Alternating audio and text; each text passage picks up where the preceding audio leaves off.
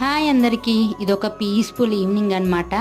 ఇంకా మా సాత్విక మ్యారేజ్ అయిన తర్వాత తను సరిగ్గా పట్టించుకోవడమే మానేసాం. ఇవాళ అలా బయటికి వాకింగ్ తీసుకెళ్దాము, అలానే మా ఇంటి పక్కన పొలాలు ఉంటాయి, అక్కడ మంచిగా గడ్డి మొక్కలు అన్నీ ఉంటాయి, ప్రశాంతంగా ఉంటుందని చెప్పేసి తనని తీసుకొని వెళ్ళాము. వెళ్ళిన తర్వాత అక్కడ చాలా మేకలు ఉండేసరికి వాటితో ఇది ఫ్రెండ్స్ అయిపోయిందనమాట.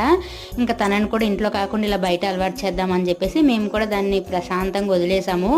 అది వాళ్ళ ఫ్రెండ్స్తో మంచిగా తింటూ ఆడుకుంటుంది. ఇంకోవైపు మేము ఒక గట్టు మీద కూర్చొని మంచిగా ముచ్చట్లు పెట్టుకున్నాము. చాలా రోజుల తర్వాత హార్ట్ఫుల్గా మాట్లాడుకున్నాము నేను మా ఆయన. ఇక్కడ ఏం మాట్లాడుకుంటున్నామో తెలుసా? మా లవ్ స్టోరీ గుర్తు చేసుకుంటూ చాలా విషయాలు మాట్లాడుకున్నాం.